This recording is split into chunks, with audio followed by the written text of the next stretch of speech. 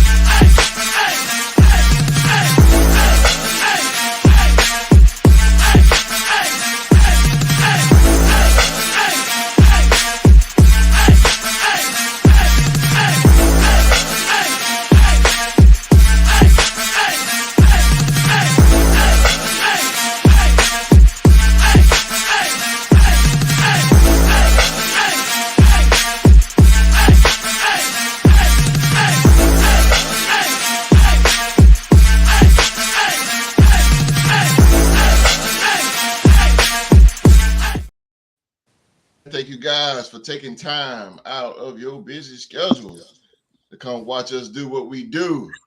And let's talk some football, man. Don't forget to follow us on Twitter and join our sports group on Facebook, the Real the Sports Group. Now, without a shadow of a doubt, I got the elite right here, the very best on YouTube right here. They are my guys. They are the very talented Real the Sports Podcast panel. And you know I got to bring him in. He is the flyest man in the land. Yes, sir. Down in the bayou. 504 is in the building, baby. One time. 504. I'm going to do 2 times for the dub because let's go. You know what I'm saying? Let's go. It's a great day to be a Saint. It's like it's a great day to be Deuce, you know? Let's go, baby. The undefeated in the Super Bowl. One time. Hey, you got to remember that. When we get there, we're not losing. You know what I'm saying? Let's go, baby. Undefeated in the Super Bowl. They are the one-time Super Bowl champions. Who that? They are the New Orleans Saints. We ain't hiding, folks. Let's go, baby. It is the Flyers, man. We ain't hiding. GC. Yes, sir. What's going on? My man, G is in the building. I got another G. Bird Gang is in the building. Bird Gang. Yes, sir. They are the defending NFC champions. One-time Super Bowl champions. The Philadelphia Eagles. It's Philadelphia's favorite son himself. It is Philly Jizo. How y'all doing? Listen, I want to take a second to say I apologize to absolutely nobody. We 2-0. I'm 2-0 in fantasy. Let's get it. Let's go with the chain. Voodoo chains. Voodoo chains. I got the president on deck. He's the president of the Real Sports Group. Oh, yes, he is. And he's the commissioner of the Fantasy Football League. but he is part of the 3-time Super Bowl champion, the Las Vegas Raiders, part of the Raider Nation, the Autumn Wind, and he's Oklahoma State's alumni. It is, he's a heel, Young Mark. What's going on, y'all? You know, it's a glorious day to be here. September 19th is special to me because on this day 2 years ago, the Raiders went to Pittsburgh and beat the holy hell out of the Steelers and made sure Ben Roethlisberger never got another win against the Silver and Black. I'm doing great, host. Hey, rent free. It's Steelers Week. What do you mean? Let's go. Let's go. All right, man. All right. Representing America's team. America's team. They are the 5-time Super Bowl champion. They are the Dallas Cowboys. He is the Real Sports NFL trivia champion. Don't cross him. Do not cross the street. We're going to welcome back Wall Street. Let's go. Let's go. Let's go, host. My Cowboys looking good. This D stands for Dallas defense. And we mauling people, baby. Only giving up 7 points. Mauling ain't the word. Mauling ain't the word. All right. And last but not least, the jewelry store.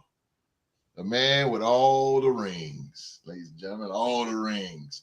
Representing the Steel Curtain. They are the 6-time Super Bowl champion, the Pittsburgh Steelers. Waving the terrible towel he did last night, ladies and gentlemen. He is the Real Sports NBA trivia champion. It is always a great day, especially today, to be the Deuce. Man, oh man, oh man. How long I've been waiting for Tuesday to get here. Mark, I told you you'd be 1-1. I told you Oklahoma State Orange was terrible. I told you we were gonna beat the hell out of Tennessee in the swamp. I told you the Steelers would be 1-1 after this week. And I'm telling you now, you got an ass whooping coming Sunday. I'm telling you right now. You know what I'm talking about. It's a great day to be him. Hey, Deuce, you kind of hot, right? Might want to go. Might want to hit the roulette table with Deuce right now. He kind of hot right now. Hey man, I'm blessed, bro. I told you I'm God's favorite, bro. Let's go. You can't touch God's anointing. Sound like Deion Sanders over there. You can't touch God's anointing, bro. What up, Smiley? Let's go. Hey, go, Smiley, boy. You know I represent Cowboy Nation, homie. Oh, man. All right, man. Everybody, thank you guys for watching us on this Tuesday night, man. We're going to get things rolling. We got college football coming up, man, from our very own Mr. Young Mark.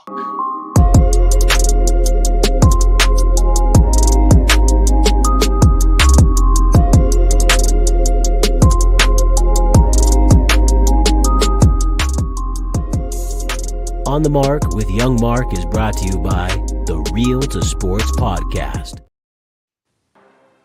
All right, ladies and gentlemen, welcome back to another edition of On the Mark. Before we get into the college football news of the weekend, I got some very huge news to share with you guys real quick. My football world was turned upside down this morning at about 9 a.m. Because Axios.com is reporting that the XFL and the USFL are in very advanced talks about a potential merge before the 2024 season. Damn. This report was also confirmed by Front Office Sports and most notably by NBC Sports. They also confirmed the story as well. They are talks that the two leagues are trying to come together before the start of the 2024 spring football season. And this is pretty big because NBC is one of the big TV partners with the USFL. So they're reporting on it, and that's their product. It's probably got some legitimacy to it. So I'm pretty excited, pretty nervous. I don't know what the future's going to hold, like what teams are going to be kept, which one's going to be let go.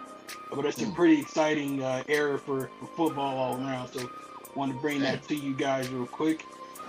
And get into the college game. I'm gonna go ahead and get this out the way because I know Philly G and GC and Deuce are expecting me to chicken away from it. My beloved Oklahoma State Cowboys got the absolute dog mess kicked out of them Saturday night. They lost their game against the University of Southern Alabama, 33-7. We Southern sold out Alabama. The battle it of gets worse. Tyreek Hill. It gets worse. We sold out Bone Pickens Stadium. We inducted Ricky Fowler and Justin Blackman into our Hall of Honor, and we came out on the football field and did that. To sum it up for you, we had Rich Kotite calling plays on offense. We had Christian Hackenberg at quarterback, and we had Kadarius Toney playing wide receiver for us. Just to give you guys a little snapshot of that game. So I hate to admit it, but I gotta be a man. I'm wearing my Oklahoma State shirt today. Oklahoma State, we suck. So we looking forward to the 2024 season in Stillwater. Getting to some more competitive college football though. We had an upset in the SEC. The SEC has been struggling this year with their non-conference games against Power 5 opponents. But they got a big one this weekend. The Missouri Tigers took down the 15th ranked Kansas State Wildcats. Missouri won the game on a SEC record 61-yard field goal at the end of regulation.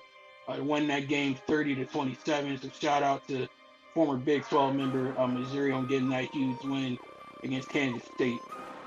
So now to the big one. You knew it was coming. I know you're tired of all your favorite college programs talking about them, but we got to talk about them. Coach Prime and the Colorado Buffaloes survived a scare Saturday night against Colorado State. The Buffaloes won the game 43-35 in a double overtime thriller. The game did not end until about 2:30 a.m. Eastern time, and I stayed up to watch every minute of it. Shout out to Shadur Sanders, man. He really played lights out and willed his team to victory. They went from being down 11 points in the fourth quarter to coming out with the win. Unfortunately, Travis Hunter suffered a very dirty hit in the game. He reportedly suffered a lacerated liver. He's going to be out for the next 3 weeks. This is pretty big because the honeymoon period for Colorado, I think, is about to come to an end. Because just to give you guys a heads up, their next couple of games are pretty tough. This coming Saturday, they're going on the road to take on Washington.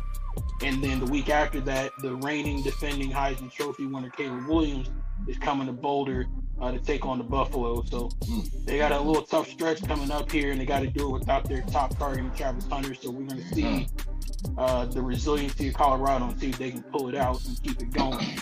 But shout out to them, though. Even though it was a very late game, they got 9.3 million viewers, which is the 5th highest regular season game in ESPN history, shown on their family and network.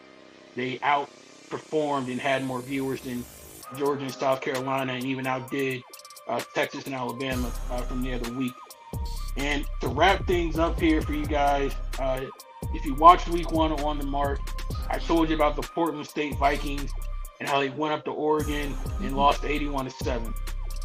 Well, it ain't how you start, it's how you finish. This past Saturday in Portland State, I have no idea how this score is even humanly possible. They beat their opponents, North American University. They won that game by a final score of 91 to absolutely positively nothing. Jeez. I don't even know if North American University, I'm sorry, go ahead and just absolve your football program. It's not for you. There is absolutely no logical reason why you should get beat 91-0. 91-0. I never want to see that score again. 91-0. Unless it's this Sunday night when the Raiders hang 91 on the Steelers. So we'll see. But Damn. that's on the mark for week 3. 91? Yeah, 91-0. It's crazy. 91-0 was the final score of that game. We got some big games this weekend for college football fans. Like I mentioned, Colorado and Oregon is one of them. We got TCU going up against Texas. No, Baylor's going up against Texas. My bad. Duke taking on UConn and Alabama at Ole Miss. Also, we got Utah, UCLA. So pretty good games coming up this weekend. So that's it for On the Mark this week. Back to you, host. Yes, sir. On the Mark with Young Mark is brought to you by the Real to Sports Podcast. One to nothing. Damn. I would have started a brawl. Oklahoma. Somebody Damn. As comments soon as they they said hit 50, I'm starting to fight. I'm gone, bro. I'm starting to fight. This game go in. Yeah. I gotta get you. You gonna pull a Vontae Davis and retire after? Yeah, I gotta get you. You're not gonna beat me like that, bro. that's I gotta get you. the whole team fired.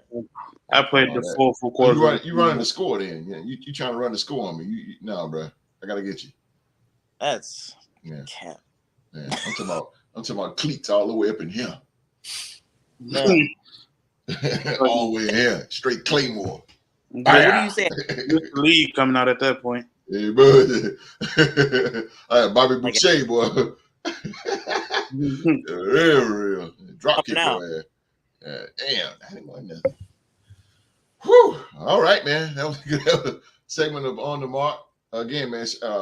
Prayers to Travis Hunter, man. He got hurt really bad. Hope he recovers and come back full speed, man. And now I really hope Colorado do something just because of that. So I'm a Colorado fan now. So appreciate you, Young Mark, with the college football update, man. All right, let's get to these scores.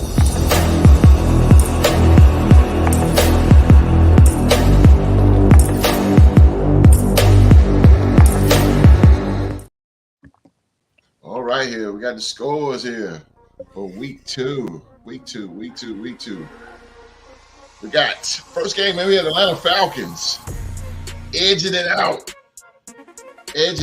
man, over the Green Bay Packers by the score of 25-24. The Buffalo Bills beat the brakes off of us. The Buffalo Bills beat the brakes. You know what? I'm gonna eat it. Shout out to you, Lyric. Shout out to Lyric, man. They got us, man. Buffalo, the Buffalo Bills. They beat us from start to finish. Huh? What did you say? I said. Billy G breaking up. Yeah, he breaking up like it was. He got his finger going, so I know he must be talking some shit. But yeah, the Baltimore Ravens, they defeated the Cincinnati Bengals by a score of 27-24. The Seattle Seahawks in a good game, man. They defeated the Detroit Lions 37-31. The Indianapolis Colts, they go even 1-1 as they defeat the Houston Texans 31-20. The Chiefs, they beat Jacksonville 17-9. So what? The Tampa Bay Buccaneers 2-0. I don't mean to cut you off, but you can't skip past that. You know, the rival like that. You know what I'm saying? He's part of my rival. You know what I'm saying? It wasn't the prettiest game by the Chiefs, but they got it done. Yeah, they got it done. I get to it. Whatever. I mean, hey, look at it. Look at all the hype went into the game. You know, that's how they faced off. It was the Jaguars almost won. Yeah. This time they wasn't even close. Yeah. Whatever. But I'm gonna let you continue. It's going in and out of the other G.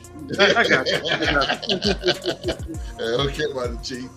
The Tampa Bay Buccaneers, they defeat the Chicago Bears 27-17.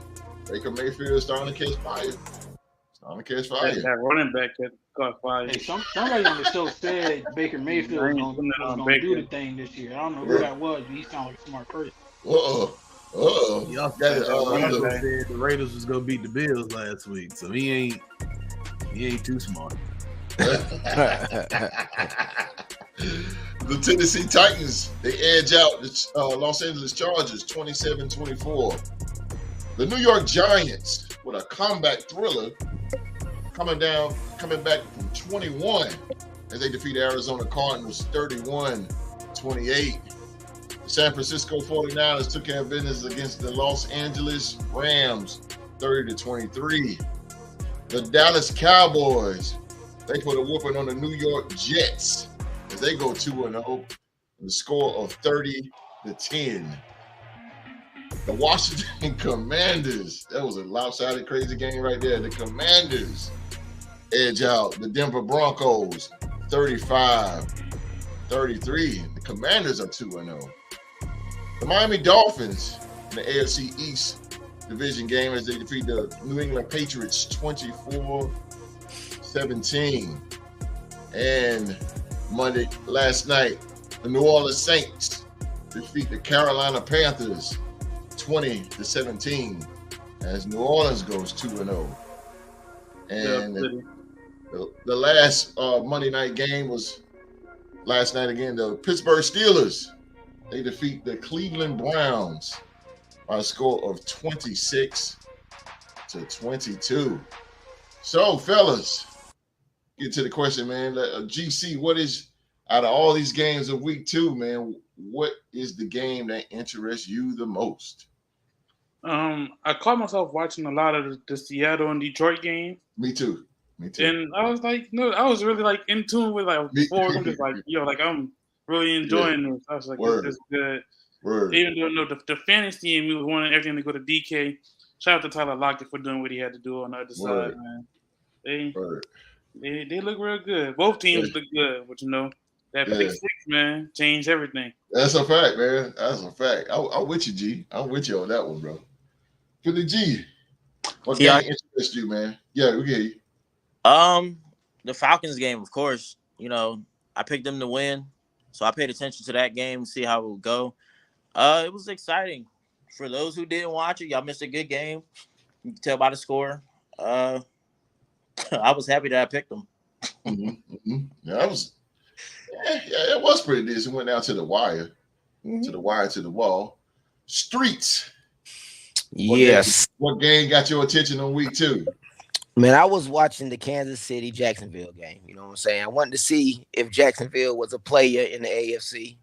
Want to see where they stand, and I found out quickly, man. I don't think they're even close, host. I don't think they're gonna make no noise. I really don't. Kansas City gave them every opportunity to win this game in the first half. They muffed the punt in their own territory. They fumbled the ball in their own territory. Patrick Mahomes threw an interception, and all this was all in the first half. All in the first half. They only turned it into 6 points. Just laid a big egg. Only gave up 9 points. Only scored 9 points. I was really disappointed in Trevor Lawrence, not only fantasy-wise, but just his play on the field, too. I don't think they're ready. I don't think they're there yet. I know it's early in the season, so I'm not going to hold them to this, but I was really disappointed in them. I don't think, and Kansas City didn't play a good game at all. They didn't. That's what I said, bro. That's what I said. I'm like, and not everybody know I hate Kansas City, but I was like, damn, like, come on, Jacksonville. Like you said, they didn't give them a chance in the world. They just couldn't capitalize, though. All right, let me just say this. I think Trevor Lawrence is treading on that line of being overrated in my book. You know what I mean? Had all this acclaim coming out of Clemson. Oh, he's the next Peyton Manning. I don't see it. I don't see it, man. I don't see it. So, I'm thinking he's flirting with that overrated tag, if you ask me. Yeah. But we'll see. We'll see. I might be a little pissed off because he messed up a fantasy. I might be a little overly sensitive right now. You know what I mean? But man, I was really disappointed in their play yesterday, though. I really was. Trevor, we were talking about that in production. Like Trevor, man, he got fast though. I didn't know he was that fast.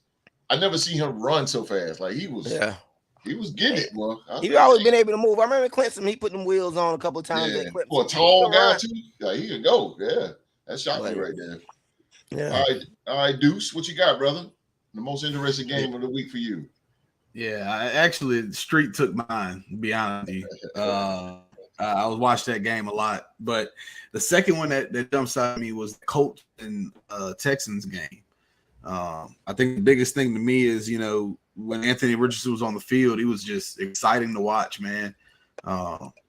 Just in his short time, he scored 2. He had 3 carries. 2 of them were touchdowns. You know what I mean? 6 for 10 for 56 yards passing. But then you don't play the second, third, and fourth quarter because you go out with an injury, and that's 2 weeks in a row. Your first 2 NFL starts, and you leave both of those with injuries. And I think James Steichen is using him in a way that's going to be beneficial for the team, but I don't know how beneficial it is for AR. So I think that's my thing. I just want him to stay healthy because at this rate, he's not going to have a lengthy career. I agree. And CJ Stroud looked great. He did. 30 for 47, 384 yards and 2 touchdowns, and didn't turn the ball over. So that's big time for him. Obviously, a D'Amico Ryan led defense. They gave up a lot of points, but he's working with what he has right now. I think years to come, him being there, he's going to warrant some free agents to come and play for him. I think they come and play for D'Amico. I think he's a player's coach. But for 2 young quarterbacks, the youngest 2 quarterbacks to start a game against each other, both being 21 years old, they didn't let down other than AR going out early in the game. Mm-hmm. I agree with you. And CJ Stroud, man, for a rookie, he is really accurate. Yeah. His passes was on point. Yeah. Like he was like hardly no mistakes. Hardly no mistakes. So it was good to see the young gunners out there battling each other. That was good, man. That was a good game too. Mr. President, what caught your eye this week in week 2? Believe it or not, it was actually our game, host, the Bills and the Raiders game. My defense, they did hold their own the best that they could. They got some pretty key stops against the Bills a couple of times. They had like a fourth and goal stand against them in the red zone that was pretty huge. But my concern that I had going into the season was when we changed quarterbacks, would Jimmy G be able to develop some type of chemistry with Hunter Renfrow like Derek had? And so far through 2 weeks, Hunter only has 1 catch in 2 games. That's just not going to cut it. Yeah, it's not going to cut it. So they're locking this slow butt up. That's what that is. Don't blame it on Jimmy. It's not him being slow. It's Jimmy G's not looking for him. He's looking at Jacoby Myers or Devontae Adams, and that's pretty much it. Yeah. Or he's going to check the ball down to Josh and throwing a bad ball that's getting intercepted. So I'm not jumping on Jimmy G and saying get him out of here. So you say y'all lost because of Hunter not getting the ball enough? I'm getting there. We lost to a better team. I'll be man up to admit that the Bills are better than us and they beat us. But what I'm proposing is if Jimmy G and Hunter Renfrow don't develop some type of chemistry soon, I would seriously consider trading Hunter Renfrow before the trade deadline to see if we can get some extra help on that defensive line because Lord knows we needed it. Max has to get some help. I don't know what the hell is up with Chandler Jones. I'm really on the verge of saying the hell with him and getting him the hell out of there. Whoa. No, because you don't understand, Street. Chandler Jones is losing his godforsaken mind, man. It's bad. Yeah, it's bad. So at this point, I'm like, cut bait. Every year with the Raiders. Something every year. Cut bait, let Chandler Jones go because he's pulling in Antonio Brown, and that's no exaggeration. Let Chandler Jones go. Yeah. And then try to trade Hunter Renfrow if possible for some type of help in that defensive line. And I think we'll be pretty all right. Mm-hmm. I mean, we can't help you over here. Hunter's not gonna garner much, Mark. He's not gonna garner much. He is, bro. Even Hunter Renfrow. Ever since he's been in the league, Hunter Renfrow has lit it up no matter who was throwing him the ball, what the situation was. He had chemistry with Jarrett Stidham. Ever since he's been in the league, man, he's just been the second coming of like Wes Welker. He's actually pretty. I think that's go ahead, Philly G. Oh, well, you have a decent quarterback back there. He's really good, Hunter Renfrow. It's just this year. You don't think Jimmy G is decent? I'm not saying Jimmy G isn't decent, but Jimmy G and him just don't have chemistry. If he's not looking his way, he's not going to get the catches to show that he can do. You know. So. True. That's true. I feel like that's partially because Devontae's the focal point in that offense. You know, he's the number one. I think the game plan, you know, back when Derek was there before, obviously Devontae came in, Hunter was y'all's number one. And, you know, no matter what the quarterback in that situation is, he was the first read no matter what. So I think it's just, you know, now with Devontae being the guy, you know, obviously, you know, 17's down there somewhere.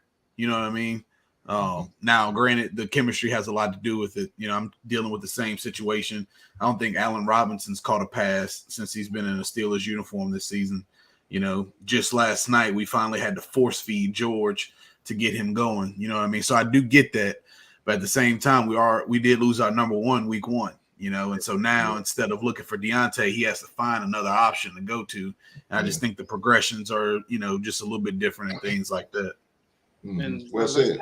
Get the guy who benefits off of all of the Devontae Adams coverage, Jacoby Myers, he wasn't there. You know what I'm saying? And it's like, and having a number 1 is important, but having a number 2 is just as important. Just as important. It's a 1 or 2. Exactly. He's not, but he developed the name third and Renfro for a reason. When it's a money down and you move to change, that dude finds some way to get open. 5-yard curl routes and stuff like that. We're 9 route. Instead of forcing it to Devontae all the time in the red zone, I felt we could be using Hunter Renfro. You know, using his speed and his agility to kind of get open on the goal line and whatnot.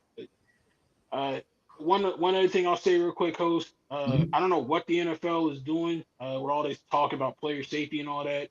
But old dude from Denver need to go ahead and sit out a couple of games, man. This is back-to-back weeks. He done had some very vicious, like helmet-to-helmet hit on a defenseless receiver. That's true. That pretty much knocked the receiver out the game. He did it with Jacoby. It's like Jacoby didn't play. He did it again against Logan Thomas on Sunday. Like I ain't knocking physical football, but that's old school football right there. It is old school. He smoked Logan though, man. He smoked his ass. God, bro. Like he literally jumped and just went just like that, bro. Like, it wasn't even you know how all the Sean and all those guys would come in with their shoulder most of the time. You know what I mean? I don't know. That one was vicious. I'll say that. He put one on Logan, bro. That was worse than Jacoby. Jacoby was coming in like more of a slide, but Logan was fire. I said, God. I agree with you, bro. I agree with you, though. You got to do something about that. You got to do something about that. You got to sit him down for a minute. He wild. He going to kill somebody. It's back-to-back weeks. He got fined $10,000+ for a bad hit. Setting the tone out there. Them receivers going to keep the head on the swivel now when they come through there. Yeah, this ain't back in the 80s where that what you defense live and die for that, boy. They get the alligator on. George Atkinson, Jack Tatum, I wouldn't be saying anything. Yeah, but back in the 80s. Yeah, you live and die. It's a different day and age of football, man. Yeah, bro.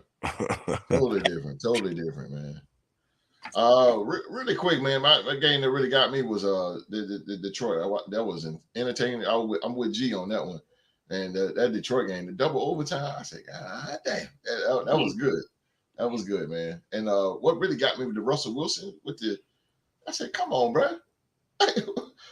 How you get a Hail Mary and you turn around and you missed the 2-point? I said, oh my God, that got to be the Jerry most. Jeudy was wide open, man. Oh my God, you're talking about the morale in Denver's locker room is just nothing now. If he took a second longer, he had cleared that backside. Yeah,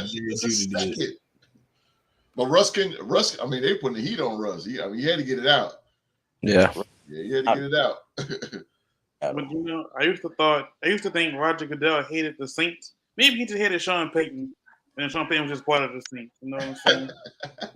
Ain't nothing changed for him over there. Everything's sweet out what he's still going through. That's crazy, though, bro. I'm happy not us no more. Yeah. Be thankful you're a Saints fan, because I'm gonna tell you right now, bro.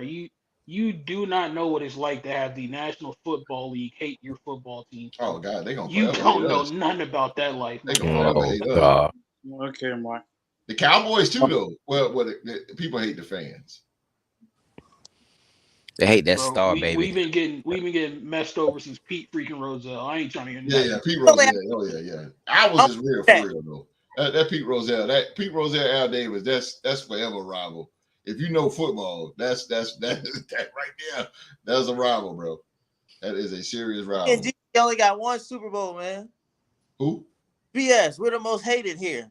Who, the No, Eagles? bro. Y'all just haven't won a big one. No, You guys have not had the National freaking Football League until your franchise takes the National Football League to federal court. I don't want to hear about no beef between you and the league, bro. Goddamn George Atkinson when he hit Lynn Swan. He sued him. Man, Lynn Swan was soft, bro. That man's the softest receiver to ever play the game of football, man. That's hate right there. Winner. Ballerina, man. Winner. Yeah, he is. He now sure is now. He is a winner. Y'all cheated. Whatever. Lynn got 4 of them things. No, he got 3. Vince Ferragamo in the Super Bowl. Come on. They ain't got nothing to do with me. Damn. It could have been Mark. It could have been Mark host Philly G and Wall Street. It didn't make no difference to me. Hey. It is what it be, man. All right, fellas, we got Sunday night game, man. We Miami Dolphins. They took care of business, man. They took care of business in Gillette as they beat the New England Patriots 24-17. Oh man. Street, what'd you get out of that game, Street? Well, good game, man. I think Mostert really is what won the game for Miami. He had a big game, had 120 yards rushing. But New England came out the second half and Bill slowed them down. They only gave up 7 points to them in the second half. Good close game.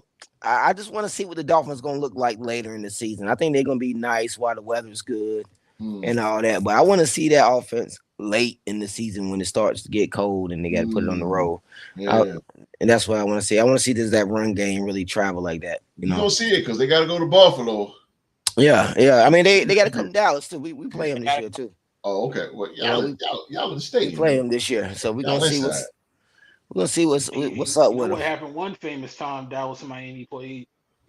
That was on our route to the Super Bowl. You do know that, all right? I do know a lot about that. Yeah. So we're gonna play them again on our route to the Super Bowl this year too. So okay, it's just how I go. Don't drop the ball. But good game though. Good game, man. I like Belichick.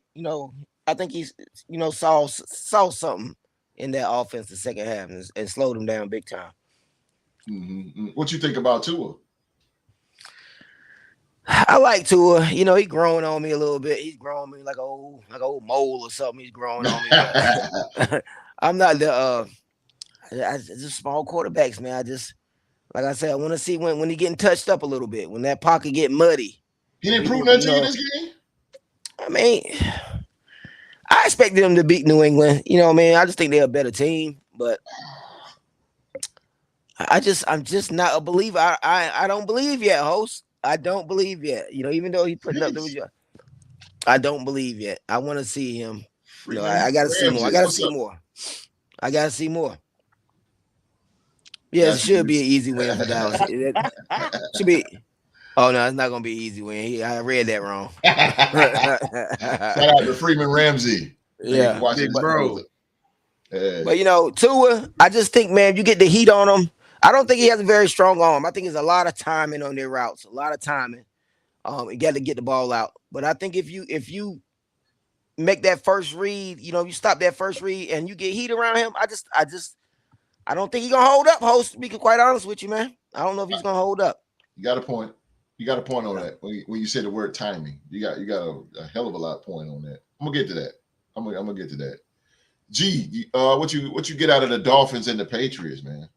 I mean, the Patriots tried to be scrappy in the second half, but I just feel like against Miami, you got to come out final awesome. You have to make them play you as hard as they play anybody else. No plays off. You know what I'm saying? And to fall behind and try to come back and you got to pick on the underthrown ball, and it started to set a trend for y'all. But it's just I don't know. But I'm fine with Tua. That's my guy. Yeah. You watch what he did in college, and you just take that, put it in the NFL. He had speed in college. You give him speed in the NFL. He don't have one, but he got 2 speedsters, and he still got Cedric Wilson. Make it easier for your quarterback. You know what I'm saying? I agree with you. God damn, I agree with you. That's well said. I definitely agree with you on that. Man, Philly G. Philly G. Well, like I told you, Let's always start off strong.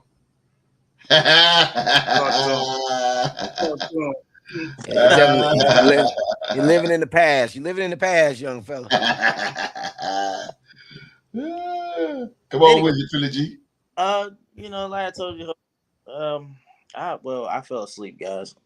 Listen, it's like I fell asleep. I felt like Miami had the game in hand, and I was watching a show called One Piece on Netflix. Y'all should check it out. But anyway, I turned the game on. I felt like Miami had it. I fell asleep. And from what I saw, like Patriots didn't look like they wanted to win at first. And then, I saw highlights of the game for the second half, like GC was saying. They looked like they wanted to win eventually, but came up short. I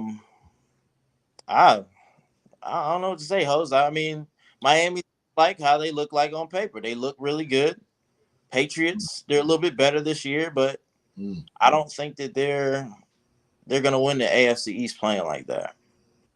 Are you talking about New England? Yeah. Mm-hmm. Not. Mm-hmm. I mean, that's like a dogs. Yeah, that's just what it is. That's what that is. You got no dogs. You got a lack of it. I'm not saying that they're going to be at the bottom. I mean, the Jets don't get it together soon, they're going to still be at the bottom. But, we're not talking about the Jets. We're talking about Miami and I can see Miami fighting for the top of the AFC East the way they played. Yeah, I can see that. I can see that too. It's for the Patriots, keep your head up, but not this year. Mm-hmm. Not this year. I definitely agree with you on that. Mr. President, Dolphins and Patriots. I enjoyed that game a lot more than I thought I was. It was very, very entertaining. Momentum definitely went back and forth. I love the play calling from Mike McDaniel. Definitely playing like modern day football. You ain't lying. Teams. Oh yeah. That touchdown, the touchdown he threw in the right corner to Tyreek Hill was phenomenal. Yeah. And I think something about seeing AFC teams built around speed at the wide receiver position with a left-handed quarterback just makes my heart smile a little bit. I don't know why that is, but I will admit that final drive of the game for New England, I did think the lineman was past the line of the game. I thought that was a first down. I don't know why they called him short, but I guess that's the nature of the game. But yeah, I think Miami's on to something, man. Again, if Tua can stay healthy, they're gonna be all right down the stretch. So I'm really, really looking forward to that Dallas game because I think that could be a potential Super Bowl preview if you ask me. Could be, honestly. Could be. Yeah. Hey. We're gonna see, bro. Hey. I see why Philly G your best friend-in-law with that statement. You gotta get Dallas their flowers, bro. You gotta get that defense. Man, they got Lawrence Taylor on their team, man. They got their defense in Dallas, boy. They got Lawrence Taylor on their team for number 11. Got that right. Yeah, 11 from heaven, boy. That dude. Hey, bro, I understand Lane Johnson. I understand Lane Johnson shut him down last year. I will give Lane Johnson credit. For every Dan Marino, you got a Ken O'Brien. I get that, but outside of his matchup with Lane Johnson, bro, you cannot put on a football film and say that number 11 on Dallas is not one of the best players in the National Football League. He all right. He went to Penn. He ain't LT yet. He went to Penn. Nah, he ain't LT. No, sir. He ain't LT yet. No, sir. No, sir. He got a long ways to go. What, TJ Watt more close to the LT than Hell no. It's harder to be LT now because the way LT changed offenses. You know what I'm saying? When LT first came in the league, left tackles weren't like they are now. You know what I mean? He played defensive end and linebacker. He made left tackles. He made people put fullbacks back there. Yeah. So, he made that left tackle stars. He made them be big time players. Just to answer your bad player. He's not. He's great. If you're gonna, sorry. No, you good, host. I'm just saying, stop the comparison. Oh yeah. Well, I think he's a modern day LT. You know what I mean? The way you can move him around, he can stand up. You know what I mean? And they go to TJ Watt, man. I think TJ Watt could be like a Reggie White, bro. I'll put it like this for TJ. Hold on, host. And Michael. they're the two most disruptive players in all of football. They're, in my opinion, they're 1A, 1B. And I'm not just saying that because I'm a Steeler fan. If you watch TJ Watt and the impact he has on defenses and the impact he has on our team, it's night and day. I mean, we were 1-6 last year until he came back. Like, that's not a coincidence, you know. Yeah. Or the touchdown he scored last night just to put us up, the sacks he had. I'm not just saying that because I'm a fan, but just watch his tape. If you watch this game in black and white, Mark, and don't see that it's black and gold on his sleeves, you'd appreciate him a lot more. I complimented him, right? I didn't say. I'm just saying. Yeah, you complimented him. Am I living rent free in your head now? Like, I didn't. No, I'm just saying you appreciate it more. I know it's hard for you to watch Steeler football and to be real, when he was coming out of the draft, I genuinely wanted TJ Watt to be a Raider. So I've been following him since he came into the beast. I can't deny the dude is a problem. I would love to have him on my team to pair with Max Crosby. So I ain't gonna deny that. I ain't stupid. I hate the Steelers, but I ain't dumb. Okay. That's fair. Okay. So what about this Miami game, man? I mean, what that Deuce? Yeah, so I really enjoyed it. I think Miami is I'm not gonna say very good, but I think they're a good ball club. My question is still the run game. There's not a guy back there to me that really has that power that they're going to need at some point when they go up to Buffalo and have to play in December, and it's 32. The Chain and Raheem Mostert are good now, but it's going to get a little rough when he needs to get 2 yards to ice a game. And even Raheem Mostert said it himself. His focus is off season. He put on 20 pounds, and his intent was to be heavier. And I think it's for that reason. Luckily for him, he's a track star. He has blazing speed, and so none of that left. That speed's still there. And another thing is Jalen Phillips didn't play, and Jalen Ramsey still isn't playing. That defense is going to get a lot better when those two come back. When it's Christian Wilkins, Bradley Chubb, and Jalen Phillips, and even Van Ginkel had a coming out party. He wound up looking very good coming off the edge. Those things are going to pay dividends whenever those guys come back. But I'd be remiss if I didn't talk about the genius that is Bill Belichick. Everybody's talking about that blocked field goal. People don't understand that kid held for the Patriots for the last 5 to 6 years. And Bill knew that he takes a breath right before that ball snap, and they timed that junk up perfectly. Like that is an insane football mind. Like, not many people catch, if anybody other than Bill Belichick, catches stuff like that. You know what I mean? So they're going to be rocky just simply off the lack of talent. They're not the most talented team in the NFL. But they're always going to give people hell because of who they are, the DNA that's built into the New England Patriots organization. They're going to give people hell. And as long as Bill Belichick's on that other side of that field, you're going to feel them. So it's just going to be rough for them because they don't have the most, like I said, the most talented team. Right. I agree with you, man. That's the genius of Belichick, man. Dude's just absolute straight out genius, man. But Miami, they should call them the Miami Track Stars because everybody on that team is fast. I mean, everybody's just man. Dolphins got a tough schedule coming up, bro. They do, but they are right.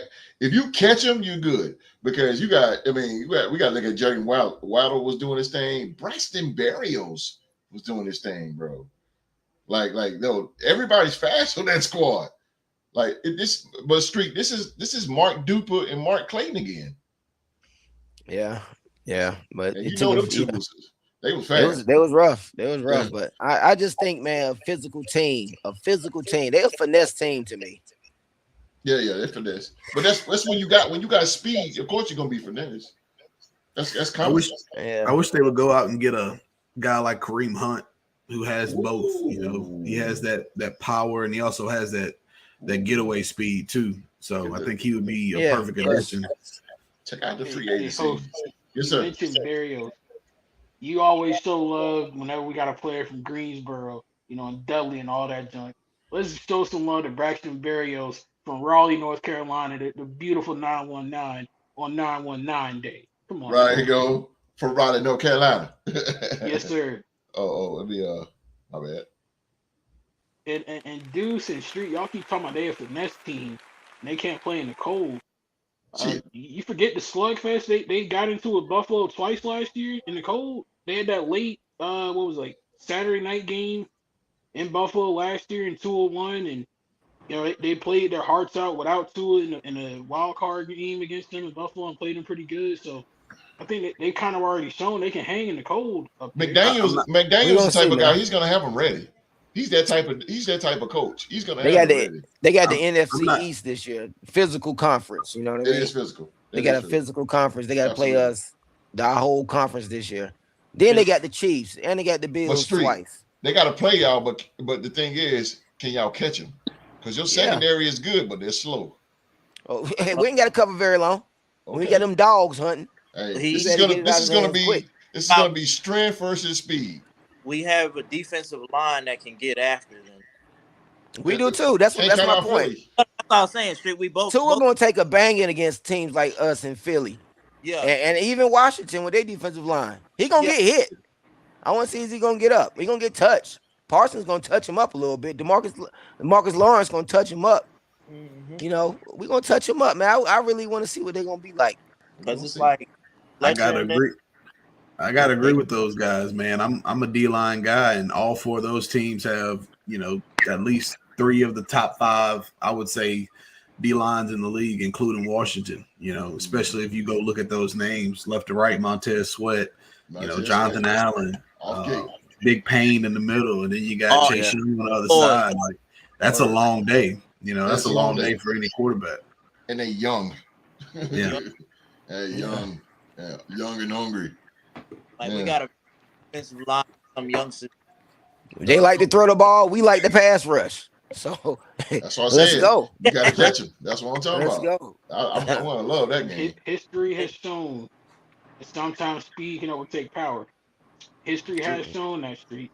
It's true. Yeah, history has shown it's Rocky Balboa versus Clubber Lang.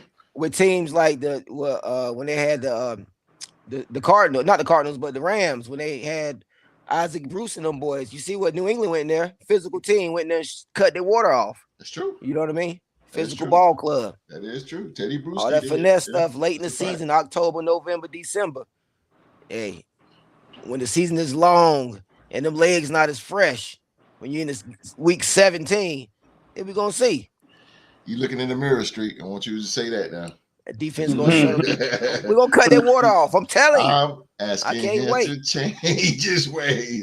You talking to the man in the mirror now, Street. I'm ready. Rocking them as well. So oh man, we had a double header last night. Double header, man. First game was the New Orleans Saints versus the Carolina Panthers. Ladies and gentlemen, I didn't see that game. Well, I didn't see that game. So, Mr. President. Let's just say I had that game on a big screen because my boy Derek Carr was playing. Let's just say by the time Cleveland and Pittsburgh kicked off, the Panthers game was on the small screen. I feel you, bro. I'm still waiting for Derek and that offense to consistently get in rhythm and get going. They had some opportunities. He made some big plays to Michael Thomas. It's awesome to see 13 out there making plays again. Chris Olave was getting involved. The young guy was getting involved.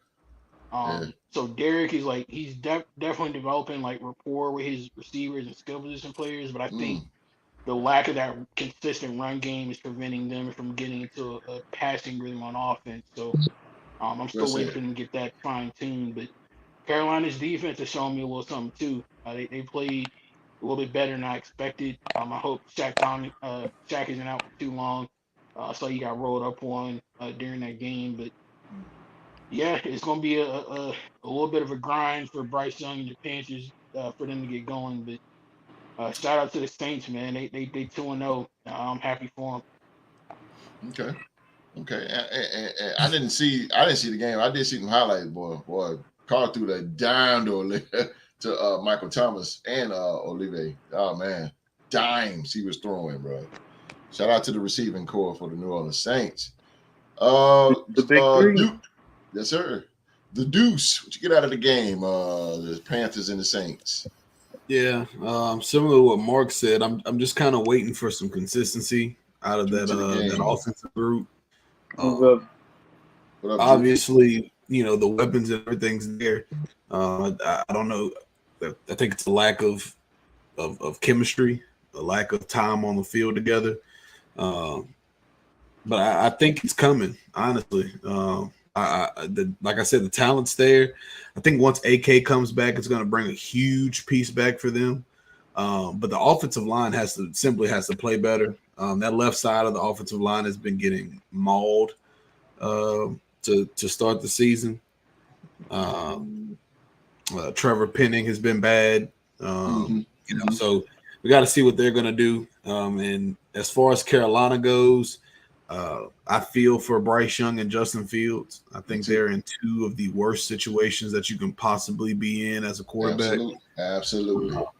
When Adam Thielen is your best receiver right now, and obviously Minnesota let him go for a reason. You're in a little trouble.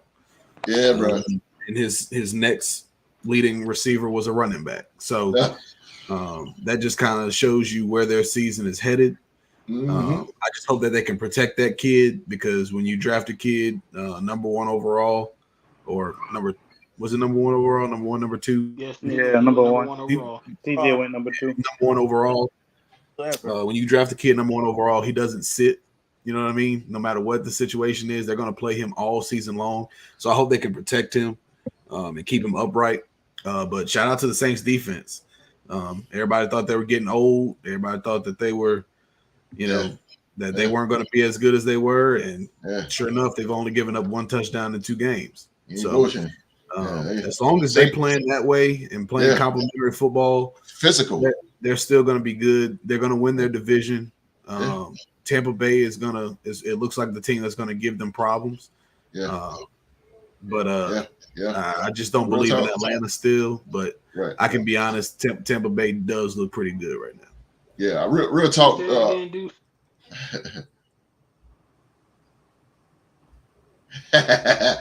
ain't gonna say it. But real talk though, New Orleans that defense is fierce, it's cold. They are physical. They are physical as it comes, man. Streets, my man, Streets. Carolina, man, you went with Carolina.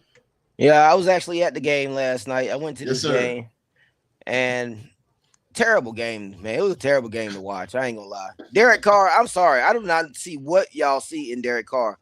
I was at this game, and he almost threw the game away, man. If Carolina had any type of competent offense, we would have won this game. They would have won this game. You know what I mean? That quarterback is small, y'all.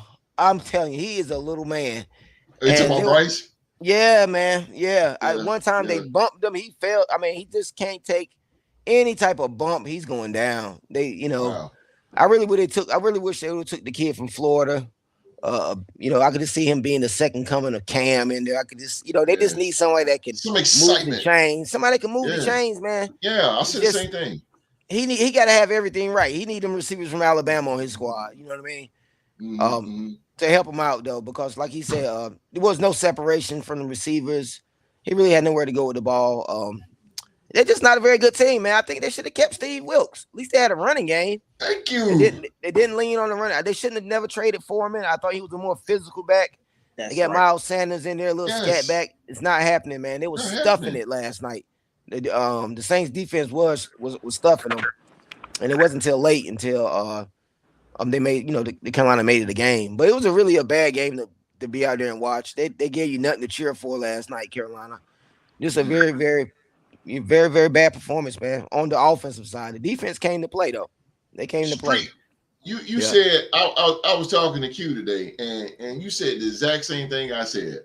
Steve Wilkes should have. It just wasn't fair. Steve Wilkes had that team going in the right direction. Yeah, they were playing competitive football. Exactly. You played them when they had. I think when they had Steve Wilkes. So my thing is with this, and you say Anthony Richardson, Carolina. I told you the same thing. Carolina needs personality. Yeah, man. I need my quarterback, like my boy said. I need my quarterback to have a little passion, man. There you go. You know what I mean? This dude, man, he's just so blah. Yeah. Just Carolina's just blah. Carolina needs. I'm telling you, when they had Cam and all that good stuff, they was 15-1. They was rolling. It was excitement. That Carolina has nothing exciting. That's why I don't watch Carolina games. The most passion Carolina had was after the game when Derrick Brown was trying to fight Michael Thomas. I mean, like, put that passion on the field and maybe it'll be different. You know what I'm saying? You got to have personality and identity in it. I mean, goddamn, we're crying out loud. You playing in front of 40,000 people, so you need to personality. But I'm sorry, running my mouth. Philly G. No, you good, host. I like what Street said because they should have never traded D'Onta Foreman. No, they should. Yeah. They, we got rid of Miles Sanders because he couldn't hang on the ball. But anyway, that's a different story.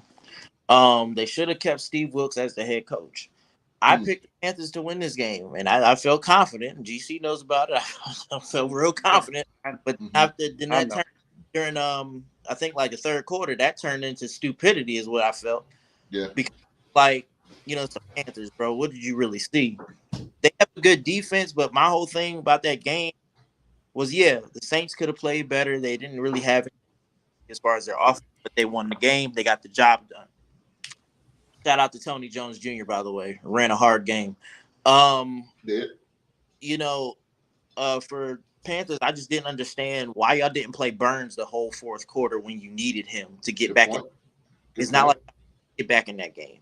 But they sat Burns on the bench basically up until like the last 2 minutes or so.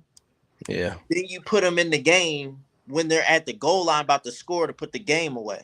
That made no sense. Burns in the contract year. They might be trying to mess up his incentives. You never know how that goes. Yeah, you just true, Street. That is true. Pay the man or play the man. Yeah, the incentives though. So then just trade him for something. Don't waste his talent and waste his time with y'all beating right now. Since you mentioned trade, hey, Hunter Renfrow for Mr. Burns, man. What's up? I'd take him in a heartbeat. Shit. That's not even a good trade. That's a terrible trade. Carolina did that. Whoever did it deserved to be fired on the spot. Mark trades be lopsided, man. I take Burns. It gives I take Burns. The only problem. Yeah, look, we already got one slow receiver. We don't need two. Point posts about what I was getting to. Yeah, go ahead. I feel like the Saints, they still look good. Panthers, I thought y'all was gonna win at least 7. Y'all might go 0-10 the way that y'all play. Yeah, I said the same thing. I know it's early. I know I say that, but 0-10 is where y'all headed. Y'all keep going together, man. You gotta get together. Go get Steve Wilkes back. Yeah, it's time to hit the panic button with Carolina. Fast. GC, you got the win last night, brother. You got the win. You are 2-0, sir. City. What's up? Okay. And it wasn't pretty offensively. I mean, we struggled before we got to the red zone. Then when we got to the red zone, it was just a lot worse. I didn't like some of the play calling there. Derek Carr threw a pick, and I was just like, what the hell was that? Even Shannon Sharp, he was like, Derek Carr, like, what the hell you doing? Yeah. Then in the red zone, he threw it to Olave in between two defenders, and I'm like, that's a kill shot. Like, don't do that. Like, you can move to the left. I mean, I know you don't scramble, but goddamn, you move to the left a little bit. The pylon is right there. Yeah, I feel you, bro. And I mean, we got to the red zone 4 times, and I think we scored 2 touchdowns or something like that. Maybe might have been like 5 and 2 or whatever. But if we score touchdowns the first 3 times we get to the red zone, it's 21-3. That's not even a ball game, you know. So like the potential is there. Defense, I saw this coming. You know what I'm saying? So I ain't gonna toot my own horn, but we might do over here. We're gonna be all right.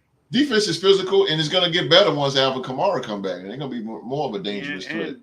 And I think we about to make a move for another running back too. Yeah. So I mean, I see good hopes for New Orleans. Now the thing about Derek Carr, you know, quarterback, of course, 9 years or whatever. But one thing about Derek Carr, he's easy to spook. You can spook him. Mm-hmm. You put pressure on him and spook him to death. With the O-line playing bad, it ain't hard to do.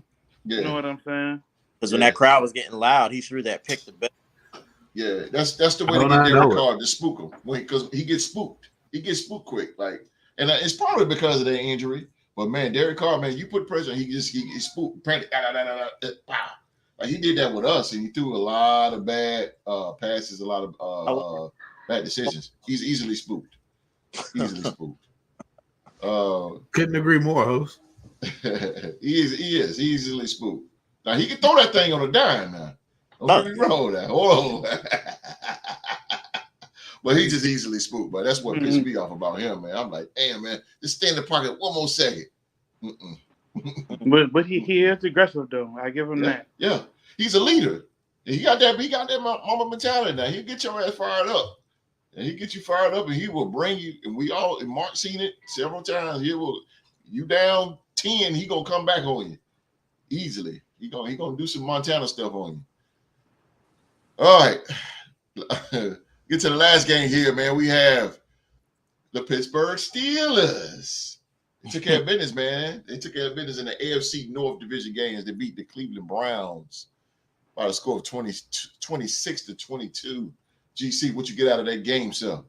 So I wasn't able to catch much of it, but I did see the Chubb play, the George Pickens play, and like the defense of the Steelers being the defense that I knew that they're going to be. I didn't really have much faith in Deshaun Watson. You know, we talk about quarterbacks getting away with robbery, and he's number one on my list. I can't lie. Like he's like that contract and that play not matching. Yeah, he's been out of football too long. You know. Yeah. And I remember at the time, like I was checking Twitter every 5 seconds to see if he was going to be a Saint. I'm kind of happy he didn't pick us now. Like I feel you on that one. I'm happy you picked Cleveland and you're gonna do what you're going through. Because here that don't fly over here. Yeah. Not for $240 million. Yeah. Yes, sir. A lot of mistakes. Part of the reason is I think the Chubb. Well, let me go. The Philly G. I'm sorry. Instead of running my name out. Go ahead, Philly G. Host, you like all. Nah, bro. Go ahead, bro. I'm sorry. What you get out of that game, brother? I unlike, Mark, I didn't have that on the big screen. I should have, but I put it on the small screen, and that start pass happened, and I was like, oh, Steelers are gonna win this game probably. Taj Watson, as T-Rock called him, did not do so well. Looked like he needed a massage, but man, what I got out of it was the Steelers coming for the Raiders this Sunday. And they better play like it. They better play to win on Sunday, But out of the game, Cleveland just got better. They got. Sojo said the same thing. What's up, Sojo? They got the same thing bad. They got burnt. Crazy host. It was like bad. Yeah, bro. That looked good. I want to apologize also to Deuce. Apologize to DC. Organization. They won. I can't hear you. You said it one more time. I can't hear you. To all the Steelers fans out there, my mother-in-law involved, halfway my mom too. I want to say to all Steelers fans, I apologize. Y'all proved me wrong. Hopefully Raider Nation can shut them up, but for now, I apologize. Kenny Pickett is the guy. Congratulations. Y'all beat Cleveland. I ain't gonna say all that, but hell no, I ain't gonna say that either. You got some explaining to do, Lucy. That's y'all ready? Okay. That's okay. The most hated Steeler guy, the guy that hates the Steelers the most, Mr. President. Break it on down. I'm gonna be partial. Okay. In my comments about this game, I see a lot of great things from the defense, Pittsburgh. I know you can't compare video games to real life, but going up against Alex Highsmith on Madden is a problem. So I already knew he was going to be a problem in real life, and he definitely showed up big time last night. That defense is looking really, really good, but they're doing their thing, getting to the quarterback consistently between week 1 and week 2. My concern, and I'm hoping that we can exploit this on Sunday, is what's the identity or what's the game plan on offense, because there was no offense to speak of really week 1, but we kind of chalked that up to them playing against the 49ers and their great defense, who was now led by Steve Wilks, by the way. But week 2 against Cleveland, I kind of expected more from the offense. And to tell you the truth, they really only seemed to get a spark on the offensive side of the ball when they got number 30 involved. Shout out to my man Jaylen Warren from Oklahoma State. Go Pokes. True. When they got Jalen involved, that's when the offense got a spark. But one stat that I found about the Steelers' offense has really caught my attention, Deuce. I don't know if you have been made aware of this. The Steelers right now are last in the league with first downs. They've only gotten 24 first downs on offense. To put that into perspective, a team like my Raiders, who have been not on the hottest side of the offensive side of the tracks this year, we got 35 first downs so far. So I'm trying to figure out, Deuce, and again, I'm being completely respectful and partial in breaking this down. What is the Steelers' plan to kind of get that offense going? Because y'all was cooking with gas in the preseason, and then the lights came on, and now the stove is off. So I'm trying to figure out what's going on the offensive side. But even with their offensive troubles, I think they do have a defense that's strong enough to carry them through some games this year while they figure it out. Skino, what's up, Skino? Cuz. What's up with you, Skino? I remember talking to Deuce around preseason about the tight end that they drafted. Can't remember his name, but I was just like, once he gets going into that system, I think that offense is going to change. There's just going to be too much to watch for then. I agree with you on that too. There's going to be a lot of change on that. Well, I missed the president gave the Steelers a little credit there. Okay, a little something. Streets. I still hate them, but I know you do. Be honest, man. We gotta be professional every now and again, Word. Street. What you get out of that, man? What you get out of this Pittsburgh and Cleveland game? Good win for Pittsburgh. Good win. Tomlin, man. I'm not a Pittsburgh fan, but I like Coach Tomlin. I ain't gonna lie. Oh God, you gotta love the guy. I figure he'll get them back on track. Defense, man. When I think about this game, it was a defensive game for Pittsburgh, man. They won this game strictly because of their defense. Kenny came up big too, late in the game with some big throws to Pink. What's the name? What's your receiver name? Pickens. George Pickens.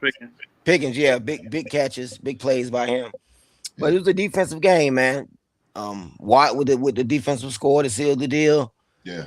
And Watson, man, I don't know what's going on with my boy Deshaun, man. They're just not looking. You're not looking sharp right now, I feel comfortable with Pittsburgh's quarterback because he's young. He's a young guy. So I look for him still to have some growing pains. But Deshaun, man, something just not looking sharp with him. Big injury from Nick Chubb. Borderline dirty play by Fitzpatrick. I don't know what you think about that, Deuce. You think it was a dirty play? But just unfortunate, man. I hate that happened to Chubb, man. Yeah, that was gruesome. But big defensive stands by Pittsburgh. But I don't look for them to make too much noise this year, though. Yeah. First of all, before Deuce go, let me run my mouth for a second. The Chubb, his prayers and thoughts to him, man. All the prayers in the world. Jesus Christ of Nazareth, boy. That was, and you can hear him hollering. You can hear him. Yeah. He was hollering, boy. He was hurt. He's hurt bad, bro. Too when they saw the replay. Yeah, bro. I was like, they showed. If you can go, I think it's on YouTube. Yeah. I seen it on Facebook. They showed it on Facebook. I was like, God damn. Yeah, that was insane. But thoughts and prayers to Chubb. But let me tell you about Deshaun real quick. I don't think it's just Deshaun. I think Pittsburgh, Pittsburgh, they played. This is a totally different from what they played last week. Holy smoke! Like this is totally different. Like they was cover 7. I was like, whoa, they in the 7. I haven't seen that in I don't know how long. That defense had Deshaun rattled. That's what it was, and he was uncomfortable the whole time. He was throwing off that back foot. He was throwing off his off foot, the left foot. They was putting pressure on him, man. I don't think it was anything wrong with Deshaun. I think they just put pressure on him. Pittsburgh, they dialed. What's his name? Canada is your offensive coordinator. Who's your defensive coordinator? I don't think Deshaun hasn't looked right for a while. But Pittsburgh really made him look bad because what they did, I haven't seen a cover 7 in so long, and I'm like, damn, Pittsburgh, they spread it out like they were playing center field. Terrell Austin. He was dialing plays. He was dialing up, man. And he was making Deshaun. Amari Cooper did his thing, and Deshaun got it in, but man, he made Deshaun uncomfortable. It was very, very uncomfortable. And shout out to your defensive coordinator. And again, man, I knew this game was the drizzling shits when the first pick. When you get that pick, when you get something like when you make a mistake like that, that's why I say you have to have a leader to get your team in control. That's the Acrisure. Acrisure Stadium was you would think he was in Seattle. That stadium was so loud, and they were so excited, and they were so hyped. And then now here comes the interception. Cleveland was already in trouble. It snatched their nuts from them already because Cleveland don't have that dog to be like, hey, listen, we made a mistake. Let's get back in the game. Cleveland let the defense and that Pittsburgh Steelers crowd take them out. They took them out. That interception with Hightower, that was it. They took them out. It snatched their nuts and everything with it. So they had a dog like that who was a leader who would have rallied the troops and got them back in the game. It probably would have been let him go. Yeah, I agree with you. Baker would have said something, but this is the same way with the Raiders. When Jimmy G threw that interception, it blew the whole game for us. It blew the whole game because we ain't got nobody that's shake you and say, listen, we made a mistake, let's go. Nope. But anyway, shout out to Pittsburgh. That crowd was electric. That crowd was electric. They was in it, and of course it's a division rivalry game, but boy, they was in it. But I'm shut up. Go ahead, Deuce. Yeah, I mean, all y'all kind of hit on what I think happened, but I'm gonna start off by saying, thoughts and prayers for Nick Chubb, but I don't like the Browns, but I love Nick Chubb. I respect him. You know what I'm saying? I'm a fan. So I hated to see that. Yeah. Do I think it was dirty? No, simply because if you look at Minka's history, that's just who he is. He comes down from that safety position and he's violent. And I think he just caught Nick Chubb in an awkward position. I think that cleat just kind of stuck in that grass a little bit. Yeah. Where he caught him at on that knee and just kind of turned it. I don't think it was anything intentional. But I'm going to talk about my offense first. Yes, sir. Which I was very disappointed in. That's right, Philly G. The run game is non-existent. Yes, sir. Najee finished with 43 yards, and he had 2 carries at the end of the game for 20 yards apiece. Yes, sir. So I think he had 1.8 carries for about -2 yards. Yeah. So that front 7 of Cleveland were vicious. They were hard to move off the ball. We didn't get any push. Grant Delpit was flying around. He was everywhere. I think he led them in tackles for the last 2 weeks, which was impressive. And the biggest thing that was kind of, I don't understand why we have to force feed George Pickens. I don't get it. Like, I don't get it. I see it too. Still only had 4 catches, and he's one of those guys where he'll mentally take himself out of the game if he doesn't get his touches. But I tell you why, Deuce, not to cut you off, but Allen Robinson, you shouldn't have to force feed Pickens to get Allen Robinson. He has to step up. He has Allen Robinson. Is that the guy that played at Chicago back in the day? Yeah. Yeah. Oh, come on, That's the problem. That's the problem right there.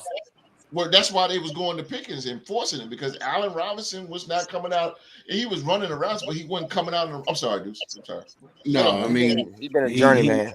He had 2 catches for 12 yards. Our second leading receiver was that kid out of Boone's Pickens Stadium, Jaylen Warren, and honestly, he reminded me of the years that Le'Veon was gone, and the other number 30 came in at running back and was our spark plug, James Conner. That's what it reminded me of.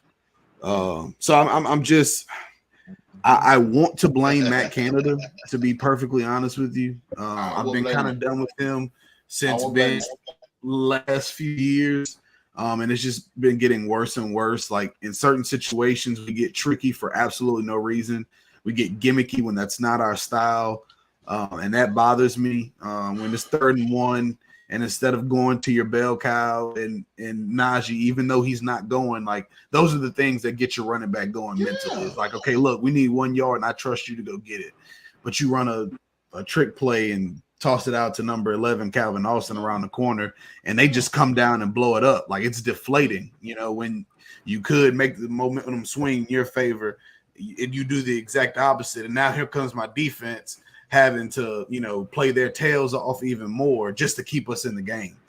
I think if we gave a game ball to anybody, though, it's not 56 and it's not 90. Mm-hmm. It's neither of those 2 guys who have phenomenal games.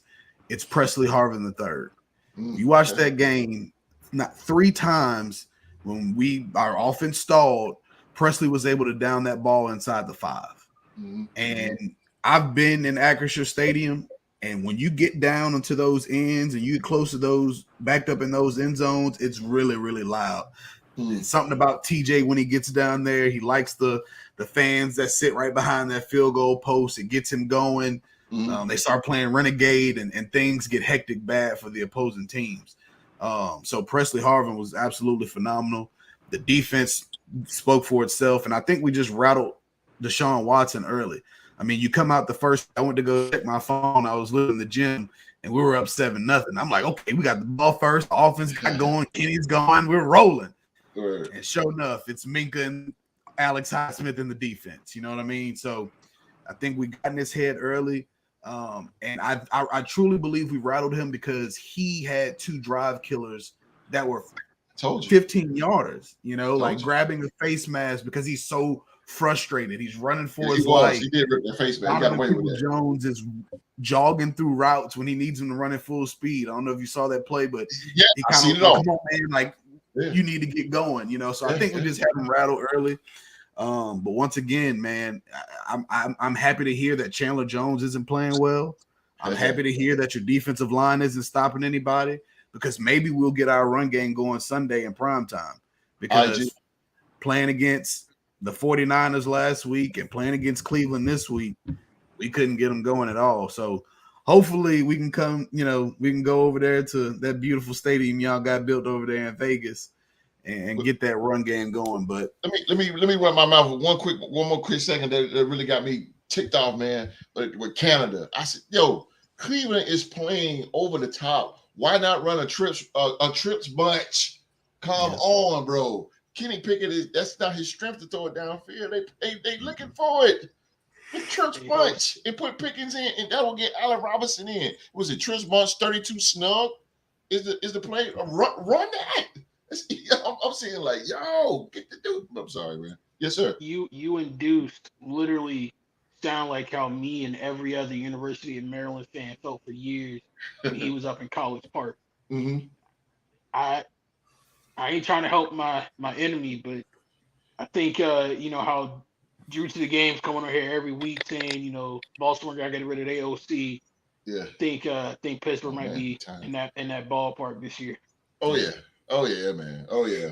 I'm sorry, I ran my mouth, boy. I tell you, I was watching that game really close because I was really entertained. It was such a hype game, and it reminded me. I thought I was in Seattle for a second. It was that loud.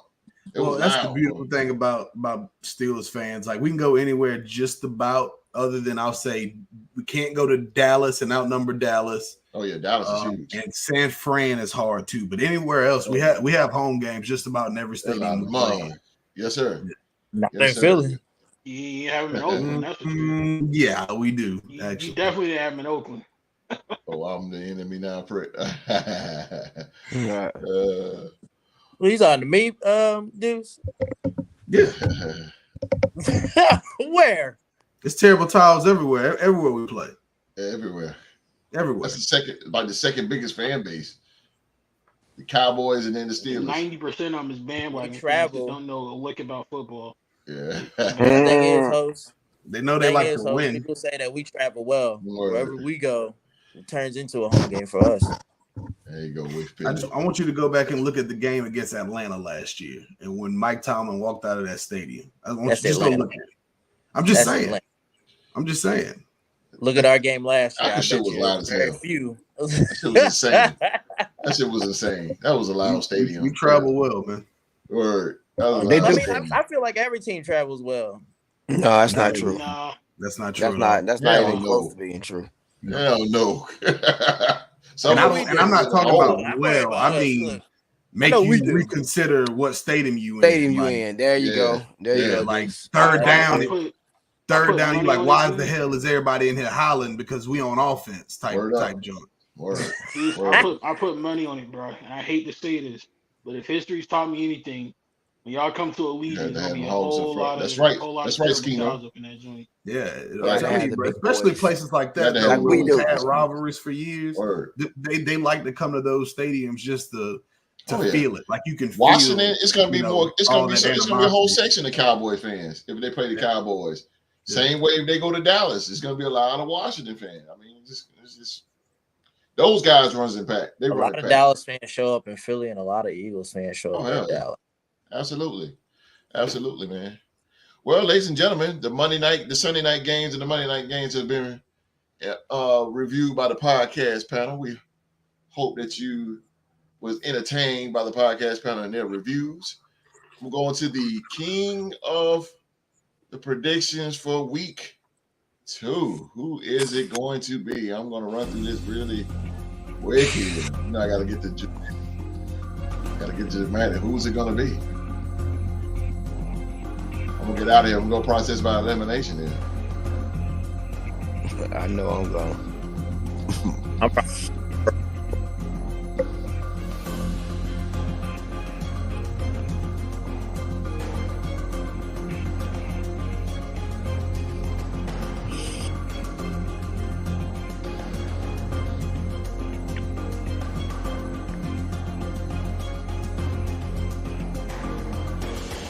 Always down to us. I hate this.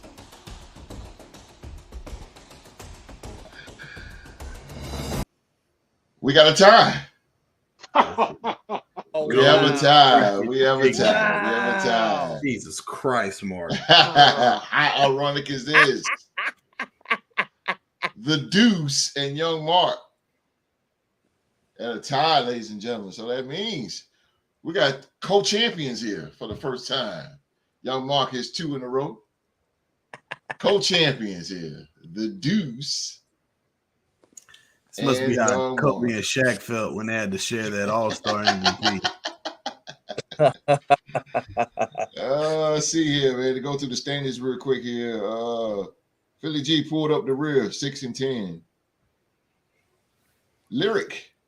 Q-Dog was Street. After that, it was Street. Street was 7-9. Oof. 7-9. Q-Dog 8-6.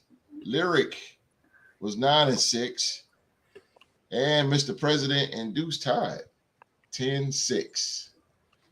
10-6. We got co-champions here on the Real Sports Podcast real quick. Yes, sir. They could have did this next week. Yeah. Y'all both take half of it. Y'all share now. Who are we? Michelle McCool and Layla? What? Oh my God, Mark! Please don't. Young Deuce. Flawless. It's Young Deuce. Probably a really good tag team, but word. I'll RKO you at any given moment, though. Word. Wouldn't have it any other way, dude. Wouldn't have it any other way. All right, we're at the end of the show here. We got to go through a quick pick real quick. Thursday's game between the San Francisco 49ers and the New York Giants. I'm going to start with Philly G. They don't have Barkley. Give me the 49ers 38-0. 38-0. The Maverick. Yeah. All right. Wall Street. 49ers of the Giants. Where they playing at? They are playing in San Fran, Levi Stadium. Yeah. I'm going with the 49ers in that one. Niners it is. Niners it is. And we got the co-champions here. We're going to start off with the newly part of the two. The Deuce. Niners of the Giants. Yeah. 49ers, they beat them worse than they beat us earlier this year. 35-0. Skunk. 35-0. Damn. We put a donut on them too. All right, Mr. President, get to end this thing. I already know, but for the official. I'm gonna roll with Brock Purdy, man. I think he keeps his momentum going, and between Nick Bosa and that defense, man, it's gonna be a long day for Danny Dimes. I got the 49ers. You gotta say the saying. There we go. There we go. Shout out to my boy Gigi Bravo, big 49er fan, man. Shout out to you. I already know you're gonna be watching that game, bro. All right. The picks are in, man. The picks are in for Thursday's game. Looks like it's gonna be Niners all the way, so we'll see.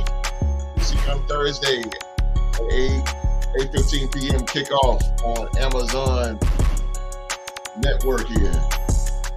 All right, man. That's our show for today, man. As always, we want to thank you for stopping by and watching your favorite show on YouTube, man. We just a couple of 9-to-5 guys. 9-to-5 guys here talking about the game we love, which is football, man. So please hit that thumbs up for us. And if you first time watchers, man, hit that subscribe button and turn on that bell for all notifications. Also, man, get your picks in for week 3. Get your picks in for week 3, man. If you want to send your picks in, send them to RealSportsPodcast@gmail.com. Send me the email. Send me your picks. We want to hear from you out there in the audience. We want your picks. We want to hear from you as well. Your opinion counts. All right, man. Also, man, you can also send in a live chat as well. Send in a live chat. And shout out to Lyric.